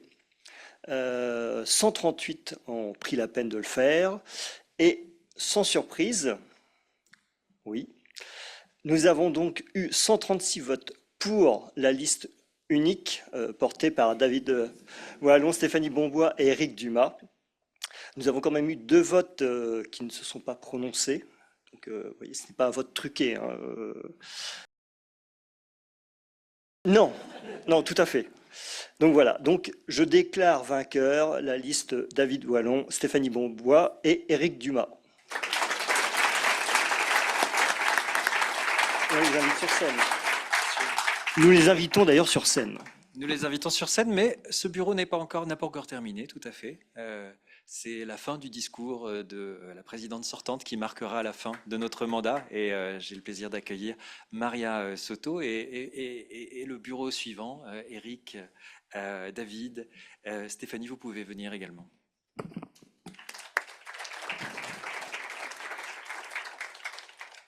Bon, félicitations au nouveau président et de nouveaux vice-présidents. Donc, je n'ai pas l'habitude de lire mes discours, mais celui-là, je vais le lire parce que je ne veux pas oublier un seul mot. Donc, je vais profiter pour faire un hommage au ancien bureau. Donc, tout d'abord, Virginie, bon, elle est en distanciel, elle n'a pas pu venir avec nous. Tu as su faire très bien le lien avec le Gréco, la CNFL. C'est grâce à toi que notre fédération est devenue une société savante, parce que c'est elle qui a lu tous les textes et qui a fait toute la checklist. Tu as fait un travail remarquable comme secrétaire. Je dirais que la qualité ou l'adjectif, c'est rigueur. Et comme dit Éric, c'est carré, c'est carré. Je ne vais pas dire la deuxième phrase que tu as dit. Laetitia, tu accomplis ta mission comme secrétaire très très bien et j'ai beaucoup apprécié ton œil de lynx. Elle est où, Laetitia? Je ne la vois pas. Ah. Ton œil de lynx. Et je t'en remercie parce que à chaque document, chaque convention, chaque contrat, toi, avec ton œil, tu as pu vraiment remarquer tous ces petits détails et je vous assure que ça m'a vachement, à nous tous, rassurés. Et donc, rassurance, et je dirais sérénité, c'est quelque chose aussi que Thibaut a partagé avec moi, et tu l'as démontré lors de ces rencontres, de ces journées scientifiques. Valérie, tu as parfaitement intégré le bureau dès le début. Tu as, avec beaucoup de succès, créé ce réseau Roma des orthophonistes. J'en vois pas, c'est là. Et j'aimerais dire avec beaucoup d'efficacité, des discrétions et des douceurs. Jean-Michel, grâce à toi, les liens entre la Fédération de Centre Mémoire et la SF3PA, que tu as bien expliqué tout à l'heure, ont été faits. Et ça a été extrêmement important, tu l'as dit, Philippe aussi, d'avoir ces liens étroits entre ces deux disciplines. Je salue vraiment ton engagement dans l'enseignement, c'est quelque chose de très admirable, et ta bonne humeur. David, merci d'avoir répondu favorablement à mon appel comme ça, il y a 2 ans et demi. Tu as toujours des bonnes idées, beaucoup de pertinence, et merci de ton énergie et dynamisme. Donc, je crois que je suis sûre que la continuité est assurée. Lisette, tu as représenté, et tu as vraiment joué ton rôle de gériatre en représentant notre discipline à 100%. Et je te remercie. Mais surtout, tu t'es battue comme une lionne à chaque réunion on parlait des immunothérapies, on parlait quelque chose de la stratégie, Non, et les consultations mémoire. Ah non, c'est pas que le CM2R, c'est les consultations mémoire, des territoires, oui, des proximités. Donc là, quand même, on a vu ton rôle aussi il ne faut pas oublier les consultations mémoire. Donc merci pour ça. Les 2 vice-présidents, Éric et Thibaut, merci de m'avoir accompagné au cours de cette présidence. Donc, je ne connaissais pas du tout qu'est-ce que c'était. Pas du tout. Toujours, je me suis sentie soutenue, accompagnée. Éric, tu as une connaissance mais vraiment extraordinaire de la filière gériatrique, de la filière Alzheimer, des écosystèmes, et je crois que cette expertise que tu as, avec cette expérience que tu as, Tu as joué vraiment un rôle mais clé, d'avoir cette expertise du terrain avec toutes nos discussions, avec tous nos tutelles, dans tous les domaines.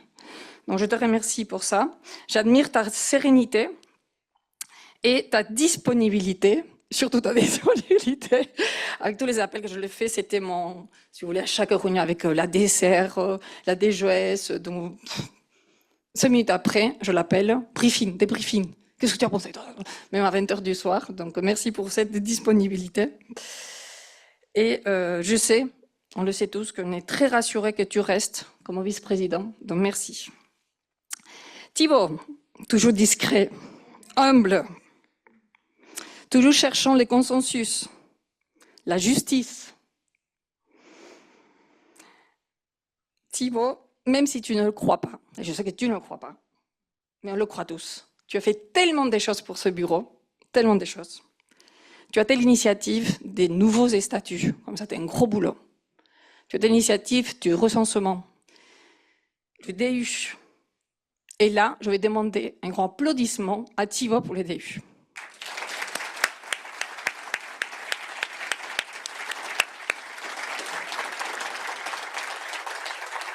Petite remarque, il faut que je te dise, j'admire, je suis fascinée par ta maîtrise de la langue française. Je vous dois raconter une anecdote. C'était le dernier des 9 que nous sommes. C'était le dernier, à chaque fois qu'il fallait écrire une newsletter, une communication de presse, une critique vers la DSR, la newsletter de Noël. Donc, tout le monde l'a révisé, tout le monde l'a lisé, et on attendait tous la fin, les touches, vraiment, les touches finales de Thibaut, avec sa tournure poétique, littéraire. Moi, j'étais, mais c'est magnifique, ça n'a rien à voir au début, mais avec le même message. Donc, vraiment, je tenais à le dire aussi. Et une dernière personne, donc vous venez de la voir, qui n'est pas partie du bureau dans les statuts, quand même, officiels, mais qui fait partie du cœur de notre bureau. C'est Cédric, tu es clé, hein, tu nous as structurés en termes de communication, tu nous as donné des très bons conseils. Et bon, tu sais que tu fais partie de cette famille. Elle est où? Elle est là. Wow. Tu fais partie vraiment de cette famille de la Fédération Centre Mémoire. Et merci pour toute ta patience. Je dirais sa patience. Moi, je crois que la complémentarité de nous tous, de nous 9, la bonne humeur, parce qu'on a eu des moments difficiles, le DSR, mais c'est vrai que cette complémentarité, c'est travail avec beaucoup de bonne humeur, avec laquelle on a travaillé, ont été notre force. Et nous devons être fiers, comme équipe, de ce que nous avons apporté à la fédération. Je vais pleurer. Et je vous remercie tous. Personnellement, cette expérience m'a apporté beaucoup de satisfaction professionnelle, mais surtout personnelle. J'ai commencé ce mandat avec des collègues et je l'ai fini avec des amis. Merci pour votre confiance. Et dernièrement, je remercie à David, à Stéphanie et à Rick pour leur engagement. Parce que ce rôle, c'est vraiment de l'engagement pour le bien commun. Et je n'en doute pas, je n'ai aucun doute que la continuité est assurée même au-delà de ça. Merci.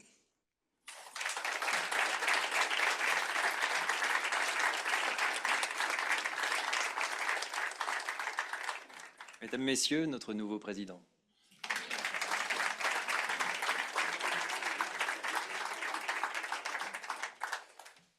Bon, alors, ça va être bien difficile de vous faire un discours après le brillant discours de Maria. Évidemment que je ne peux pas faire à ce stade-là de bilan, puisque nous, on commence l'aventure. Ce qui est certain, c'est que ça sera un vrai challenge. Vous avez vu tout ce qu'a pu faire le bureau jusqu'à maintenant. Alors, j'essaie juste de retrouver l'unique slide que je voulais vous montrer. Elle est là. Hop.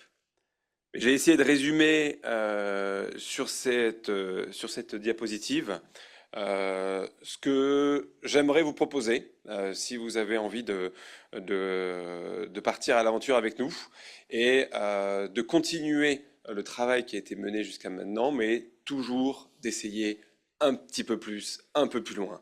Alors peut-être qu'on n'arrivera pas à tout faire, mais en tout cas c'est sûrement avec des objectifs qu'on pourra essayer de relever des nouveaux challenges et puis de concrétiser et de faire en sorte que tout ce qui a déjà été fait reste acquis, puisqu'on l'a bien montré. Je citerai par exemple ce que nous a dit Jean-François Dartic sur les traitements. On a bien montré que parfois quelque chose qui est acquis finit par être perdu, et donc les médicaments ont été déremboursés. Donc il faut toujours maintenir le combat. Donc j'ai envisagé 3 principaux axes. Alors si vous avez lu La profession de foi, vous avez déjà eu ces éléments, mais comme je suis persuadé que tout le monde ne l'a pas lu, peut-être même notamment les 2 qui ont voté blanc, je vous propose juste de les balayer rapidement parce qu'il commence à se faire tard, on a tous envie d'aller se retrouver au dîner de gala. Mais les 3 axes principaux, c'est dans la continuité de ce qui a été dit auparavant, c'est faire en sorte que le réseau national qui a été mis en place, l'héritage que j'ai, et je mesure la responsabilité qui sera la mienne, perdure et s'amplifie. Pour vous dire, les interactions qu'on a avec nos collègues internationaux, eh bien, c'est pas peu dire quand on dit qu'ils nous envient, parce que c'est vraiment la réalité. La structuration d'un réseau depuis les pôles universitaires dans les CM2R jusque dans la constellation mémoire de proximité, voire même, on le sait aussi, les liens avec nos collègues libéraux qui remplissent la BNA et qui ont une activité, cette structuration complète, maillée avec une harmonisation des pratiques, avec une volonté de travailler ensemble, avec de la recherche, eh bien, elle n'est absolument pas, il n'y a pas d'équivalent ailleurs. Il y a des initiatives équivalentes sur des petits territoires, mais à l'échelle d'une nation, il n'y a pas. Et j'en discutais avec les collègues de la Washington University, et comment vous avez réussi à structurer ça, là où aux États-Unis, eh bien oui, il y a une structuration qui se fait autour de grands pôles, mais lorsqu'on est au milieu de l'Ohio, eh ben, celui qui fait le diagnostic, c'est le médecin généraliste. Il n'a aucun recours, lui, vers un spécialiste. D'abord, il est trop loin, et puis c'est mal structuré. Donc c'est le médecin généraliste qui fait le diagnostic, qui fait la prise en charge, qui fait tout.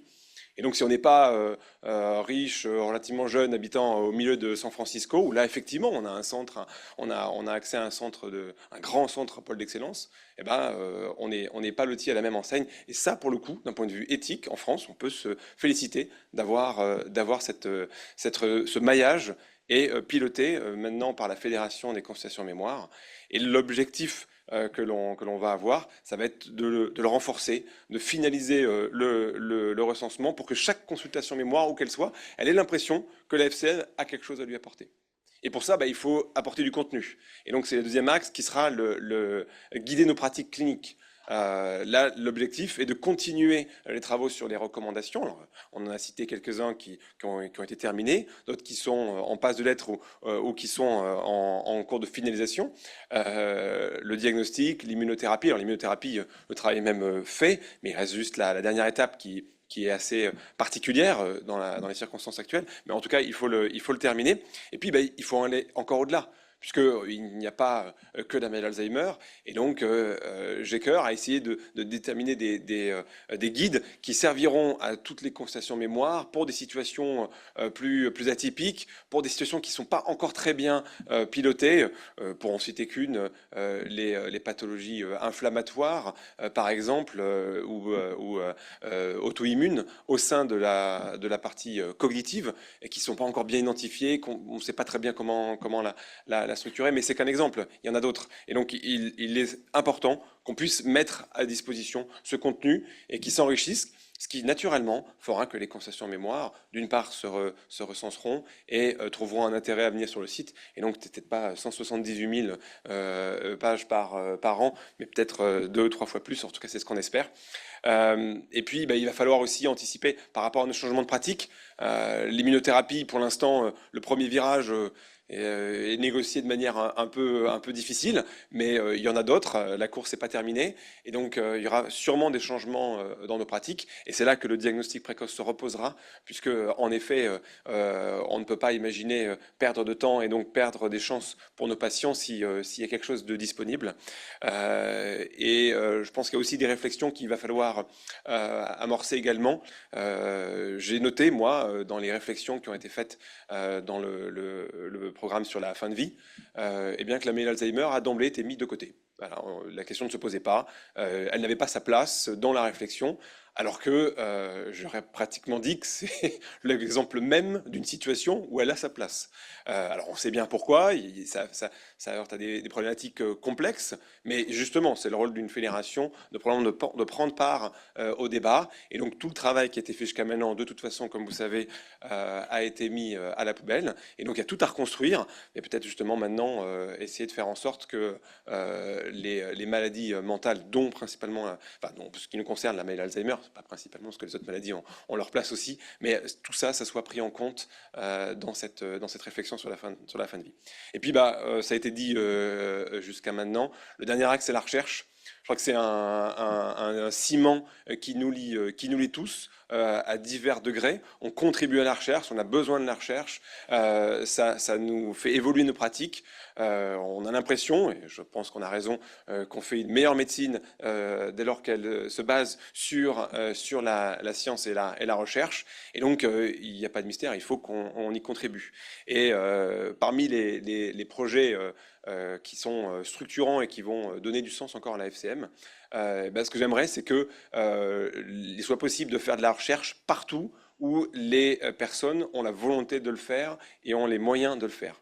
Pourquoi ça paraît trivial, mais que c'est pas exactement fait? Eh bien, parce que c'est compliqué d'identifier les porteurs de projets, les sponsors, promoteurs industriels, et de notre côté, l'endroit où sont situés les patients, où ils sont suivis, et les constellations mémoire. Or, il y a d'excellentes constellations mémoire de territoire qui, d'un point de vue structurel et d'un point de vue intérêt, souhaiteraient participer à de la recherche. Alors académique d'une part, mais même potentiellement industriel. Et donc de donner un moyen de les identifier. Et il n'y a pas 36 solutions, on le fait dans bien d'autres domaines, c'est de mettre en place un label. Et donc, dès lors que le label est reconnu, eh bien, ça facilite les choses. Et je serais ravi, moi, qu'il puisse y avoir de la recherche. Je discutais avec le CM2R de Guadeloupe il y a quelques heures, et ils m'ont dit être intéressés. Alors, c'est devenu un CM2R, mais ils ne sont pas encore bien identifiés. C'est ça, un moyen de montrer à tout promoteur, qu'il soit académique ou industriel, qu'il y a des possibilités, y compris avec des constellations mémoire qui, rappelons-le, en plus, voient le patient tout venant, celui qui correspond généralement très bien à un essai, alors que dans les rôles de recours, eh bien, évidemment, une situation plus complexe, donc peut-être plus compliquée à mettre en place. Voilà, je ne veux pas être trop long, mais je voulais juste terminer par un point, et je sais que Vincent est resté jusqu'à là, et donc ça le concerne directement. J'ai eu l'occasion, moi, de venir à Lille, de passer un semaine. Alors, je ne vais pas la faire, la séquence qu'on a fait plein de fois jusqu'à maintenant, je raconte ma vie, mais juste un point, parce que je remercie au passage Florence Pasquier de m'avoir accueilli, d'avoir accepté que je vienne passer un semestre en tant qu'interne. Et aux côtés de Vincent, j'ai découvert l'apport immense que constitue la neuropathologie. Et je suis intimement convaincu, et Vincent, tu diras si tu n'es pas d'accord, mais moi je suis intimement convaincu qu'on n'en fait pas assez. Et qu'il est absolument indispensable qu'on structure mieux cet apport de la neuropathologie. Il y a un certain nombre de freins, et ils ne sont pas forcément complexes à lever, mais bien souvent, le premier frein, ça restera l'information et le guide. Et pour beaucoup de gens, et moi j'en faisais partie au début, c'était oh là, c'est un prélèvement neuropatho, comment on fait, c'est compliqué, etc. Et après l'avoir fait quelques fois, on s'aperçoit que c'est pas si compliqué du tout. Il faut une filière, et donc c'est accompagner tous les CM2R et toutes les constellations mémoire de territoire et de proximité pour construire cette filière et pour que la neuropathologie soit beaucoup plus systématique, beaucoup plus facilement proposée.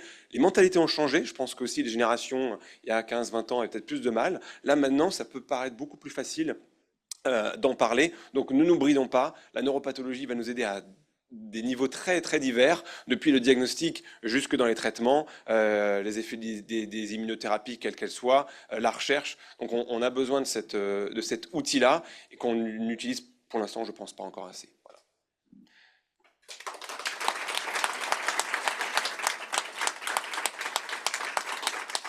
Tout ça pour dire un dernier point. Non, mais j'attendais justement la fin, parce que là, c'est le moment crucial.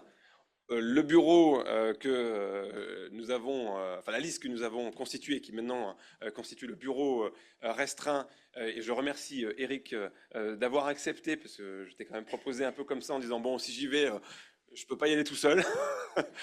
Il faut m'aider, il faut un lien avec l'historique, et puis pour tout ce que tu connais, comme l'a dit Maria, sur les consultations mémoire de territoire notamment, et la filière gériatrique que tu connais particulièrement bien. Donc, merci.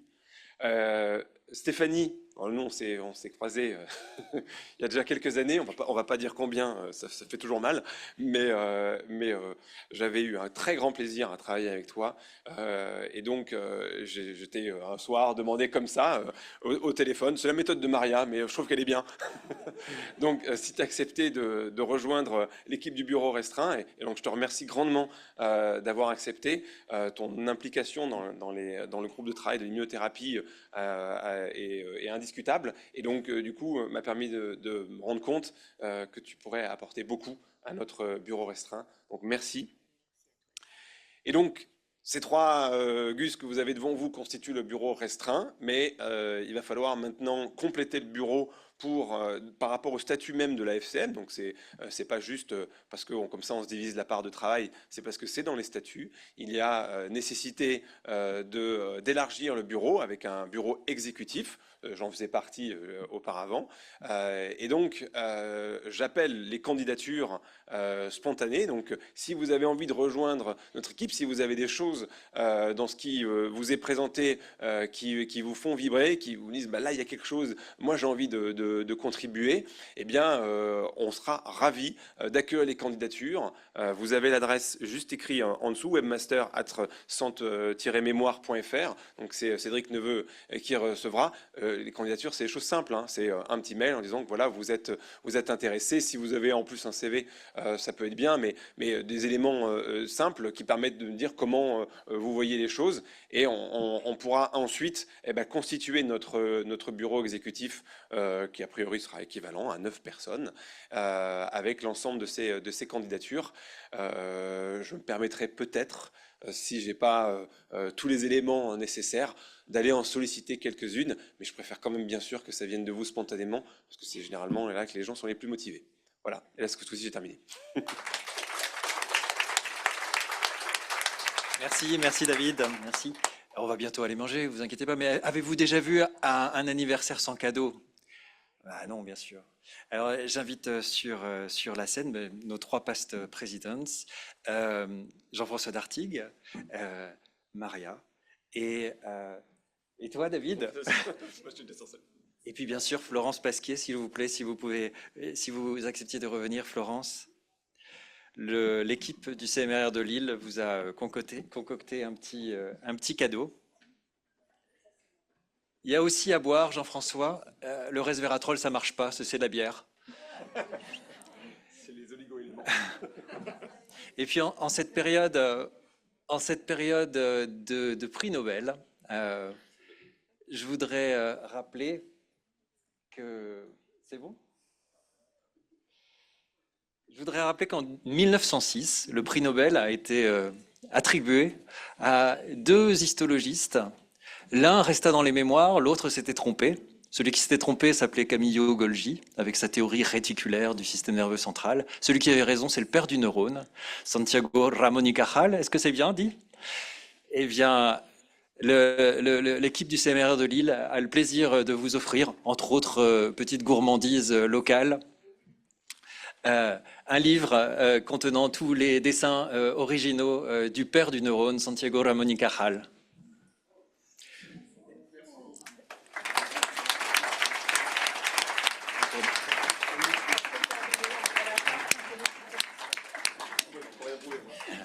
Est-ce que tous nos présidents, passe-présidents et présidents actuels peuvent se regrouper pour une photo? Ah, avec la bière si vous voulez, il n'y a aucun problème.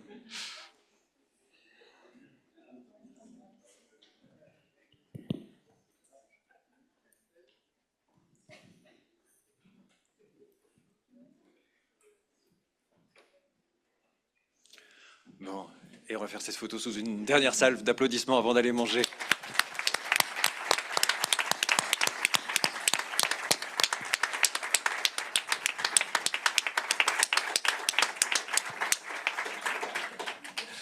On va tous aller dîner. Attrapez votre Lillois préféré, il vous indiquera le chemin vers le restaurant. Merci à tous et à demain.